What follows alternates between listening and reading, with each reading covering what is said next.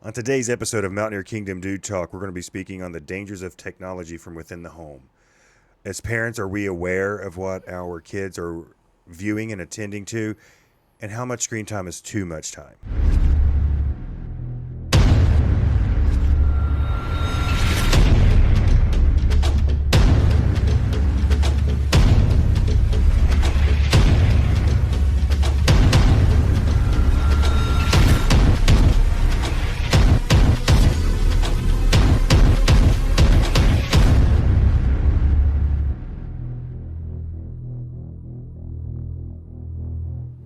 That just seems longer and longer every time. Like, well, I'll remember that many wah-wahs.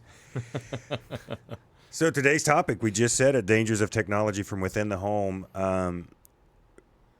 We've briefly talked about this before, but we thought after the news from, I'm going to butcher the guy's name. I know it's Mr. Beast, the guy that transitioned,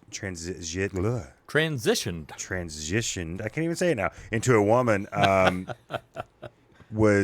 I guess he stepped down and is under investigation for grooming a minor, and that one stuck out to me just because of the audience that this. And they're trying to majorly downplay it, like it's no big deal, blah blah blah. The person that allegedly he was grooming even came out like, oh, it's no big deal. Like, this is totally getting majorly downplayed, but to step away from a job that was making you millions of dollars, you just don't. If it was no big deal, why would you step away from a job that's making you millions of dollars? Yeah. Well, the person's name, and his name is Chris Tyson, changed his name to Ava.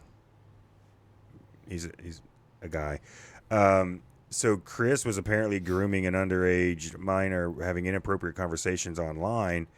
Have you guys looked at the stats and the viewership and the subscribers that Mr. Beast has? I know he's got a lot. I know you're not as familiar with. You don't do as much, yeah.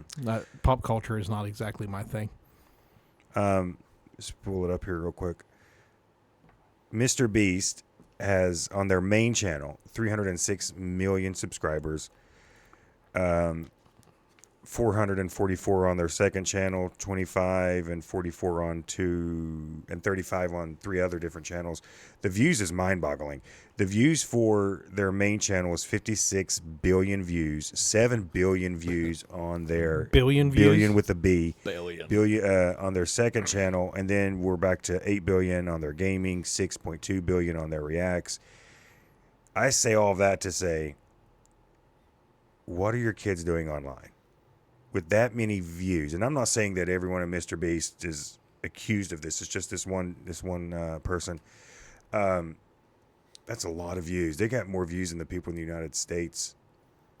Yeah, I mean, there's more views than the population of the United States. And how many billion did you say? Because I didn't catch that before. For which one? The main channel? The main channel. The main channel is 56.2 billion with a B. 56.2 billion. So there's 8 billion in total population in the world. Yeah. So like multiple rewatches and views. And that's counting like all the people on these islands that we're not even counting yet. So like that's a lot. Yeah. One of the things we've talked about before is this the screen time. How much screen time do you give your kids? We limit them to about an hour to an hour and a half a day, which according to some stats is a lot. Well, this is from familyeducation.com. Babies 0 to 18 months should absolutely have no screen time. I've never understood that. Why would we give a 1-year-old or an 18-month-old a phone? Toddlers 18 to 24 should have an hour or less. 2 to 5 should spend 1 hour or less per weekday and only 3 hours on the weekend.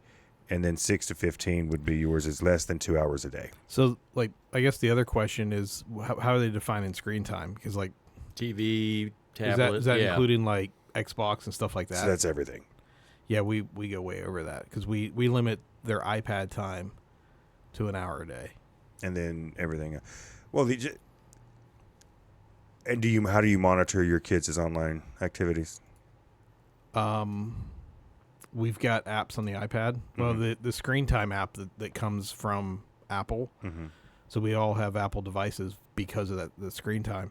And we go in and limit what they can and can't access. So, like, YouTube is something that because it's with advertisements and things like that, and it's so easy to start clicking on after you get through a show, another show comes on and starts playing, and it's hard to control what they're viewing at that point. Like they could be watching something innocent about how to make whatever it is on Minecraft, but then the next video is how to transition or how to do something that they shouldn't be watching at 8, 9, 10, 12 years old. And that's even on YouTube Kids.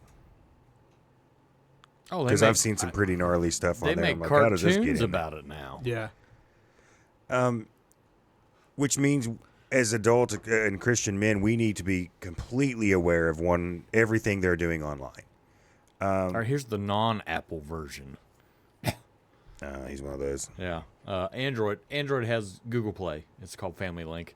It's pretty much the exact same thing. You can monitor, install it on the devices, limit times, limit the apps. Yeah, see, when I had an Android, I used the whole Kindle Kids because it would designate only kid-friendly apps that are available for them to watch on their Kindle devices and on Android tablets. And it's something similar to that. Yeah. So anytime the kids would want, like, let's say a new app, me or my wife has to either approve or deny it. The kids all the time like to say, we live under a Nazi regime. You have no idea, kid. All But about it's- protection. Yes, I all think about it's important protection. to bring up is because online crime is increasing. There's a study from the UK police, and almost 34,000 online grooming crimes against children have been recorded in the last 6 years. 6,350 sexual communications with child offenses were recorded in 22 to 23. It's an 82% increase. And more than 5,500 offenses were against primary school children under the age of 12, where the gender was known, so the other people know what their gender, who they were talking to. 83% of online grooming offenses are against girls. This is always a check in reality to myself. Is like, is there more I can do to protect my kids and be more involved? When we're spending almost 6-8 hours a day, I'll jump into that set here in a minute. Where's their time for God in this? Where's their biblical education? Where's their outdoor? Where's their physical recreation? Like when did this all go Yeah, there's not. sideways? And but here's the sad thing is it really starts with us as the parents. So like I'm gonna be the first to raise my hand. There are times I get home from work and I am just mentally shot, and sitting down and scrolling through whatever Instagram video Coach Ryan decides to send over in a group chat, then gets me down a rabbit hole, and the next thing you know, an hour and a half goes by, and I hadn't done anything. And the kids are like, "Hey, what are we having for dinner?"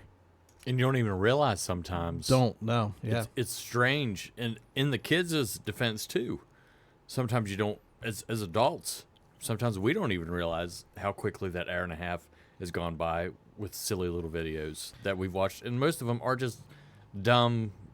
Look at this dumb video that we're watching. And it usually is. And it adds Yeah. to the polarization that we have in not just in America in the United States, but other countries in the world. I mean, it's dividing us, not bringing us together. Yeah. So there's a couple of rules that I've heard that I think we're going to start implementing is phones stay in the main rooms, the family rooms. You want phone time, you're going to be in the living room where we're all together sitting. One, I think that might curb it a little while. I don't want to sit down here with these guys. Let's go do something, go play. I think that's a good rule that we're going to start implementing. But I found the report. This is from the CDC from a 2020 survey or a report that was done. Children 8 to 10 spend an average of 6 hours per day in front of a screen. Now, this could be gaming systems, TVs. 11 to 14 spend about 9 hours a day, and then 15 to 18 spending about 7.5 hours a day in front of a screen. Wow. It's an entire work day in front of a screen on average. I'm not saying every home is like that. No wonder this generation's so different. They're getting tunnel vision about what's the flashiest person, what's the odd thing, right? That's what's going to be guiding their narrative from here on out. What makes it worse though is schools are transitioning more and more over to textbooks that are on iPads and laptops. So like up where we're at, and we're in a really poor rural county, and kids from kindergarten to second grade all get iPads, and in third grade up have laptops, and they do almost all of their work on an iPad or a laptop, which I guess better prepares them for real world, for a knowledge job. But who's to say everyone's going to get into a knowledge workplace? Because there's an issue that comes out of that, and the fact that we don't have enough mechanics, we don't have enough electricians, we don't have enough trades people. We're slowly becoming that movie Idiocracy. Yeah, or what's the one Disney movie where the guy goes around collecting trash because everyone's Wall-E, yes. Yeah. We're watering the fields with Mountain Dew in that movie. Yeah. I try not to watch that. But I'm That's what it's going to slowly intrigued become. We're just because getting stupid. Yeah. unless I see the benefits of talking to a friend who may live in a different county. So our kids are far apart. And I see nothing wrong with them playing a game and talking for now going to be a very set time. But to let them run wild, it just blows my mind that it's finding the balance of, I don't want to hold them back because as technology advances, I want them to be used to it and comfortable with it because they're going to have to navigate the world. But I also got to hold them back a little bit because they don't need exposed to half of the stuff that's that's out there. Well, the other thing that makes it even harder is like as they get more comfortable with technology, because of its advancement, they are less likely to see the hindrances of the technology because of the advancement. So like AI, we're all sitting around here like a bunch of old guys talking about like there's a lot of benefits to AI, but there's a lot of scary crap that comes along with AI as well. Oh, yeah. And they're coming up through Chat GDP or whatever it's called. GPT. Yeah, that. Where it's a normal part of their life. Siri, they don't know. My youngest doesn't know a world without Siri, or Alexis, or any of those AI assistants that we think are all kind of clever because we watched it in movies. And Total Recall has got you talking to a device and it turns the TV up and down and changes channel. Well, now it's reality. It's there every day. That is there every day. And then I'm looking at these hours, and they didn't put any hours in what an adult's average time is. Maybe we'll have one of you guys find that.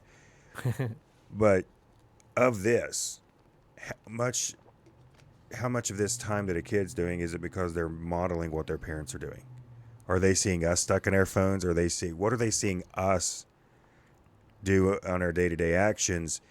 Because if they're seeing us do this and not read the Bible, or not go outside, or not, you see what I'm getting at? Not modeling the way. Well, this is a no-brainer, and it's only going to get worse. Yep, it absolutely is going to get worse. And I know if I'm just looking at my house, my home as an example, because I mean we are. I mentioned earlier about how sometimes I'll set and just scroll through Instagram videos, but there is also times that it's been a long day, and I sit down in front of the computer and play a computer game for a couple hours, like one of the city building games, like SimCity, that you can just invest hours into and not realize how much time. And it does a really good job with like cleaning my head out. And then, but they don't see is after they go to bed, I then crack open the Bible, or I end up cracking open a book that I've been reading, and I spend the next hour and a half studying something. But they don't always see that because they're in bed. So it makes me think maybe I should flip that around.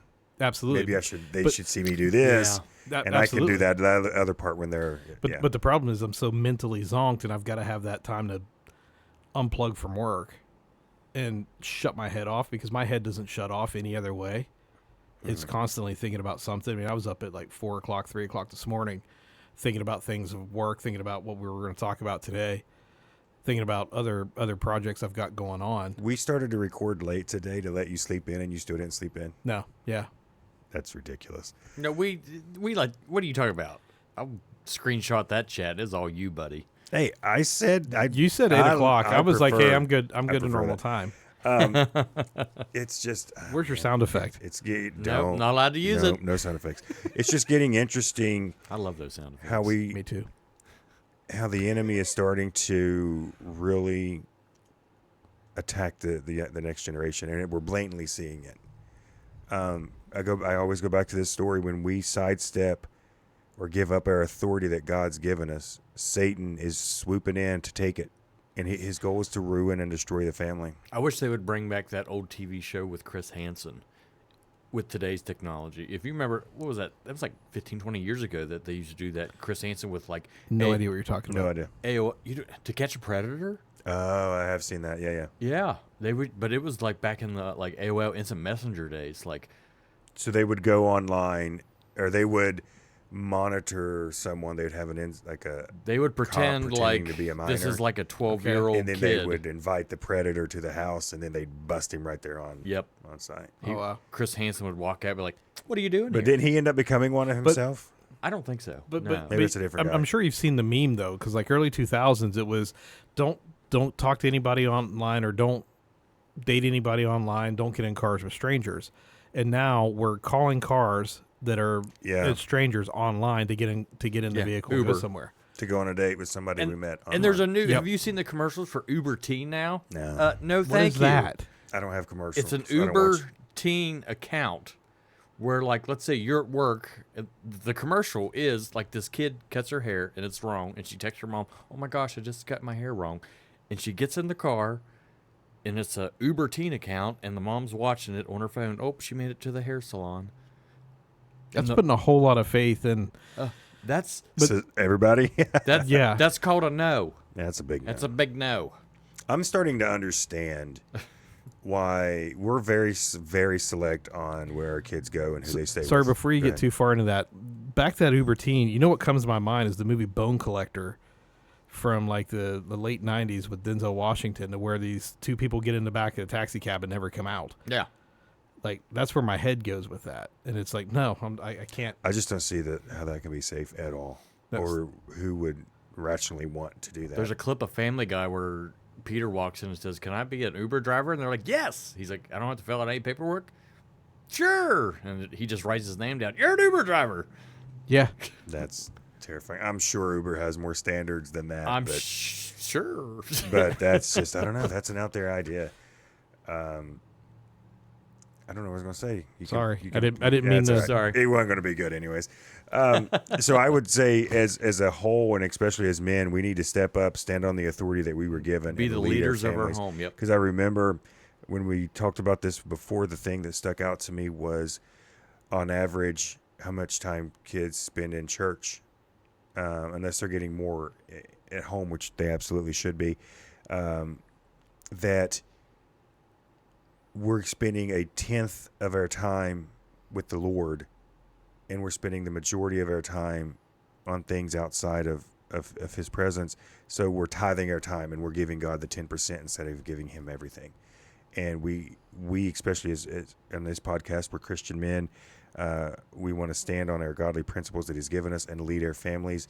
And it seems like more than ever, just to counter what the enemy's doing, we got to be very aware of his attacks and how he's going to use something that could be good. And I think there's a lot of good that comes out of social media and online and being able to study and having access to this information. I think Use there's the some tech- good to it, but it's how it's being used. Use the technology for your advantage. Yeah. If you have the Apple, use the Apple to monitor your kids' stuff. And- if you have the Android, use the Family Link to It's your free. advantage. I It's free. I have an iPhone. Everybody else has Android in my house, and I downloaded it as soon as you told me about it. I think that's a great way to start monitoring. Norton does one too. If you have the Norton 360 subscription for your antivirus, they've got an app that will completely allow you to completely control your kids' devices and give you weekly updates on what they're doing.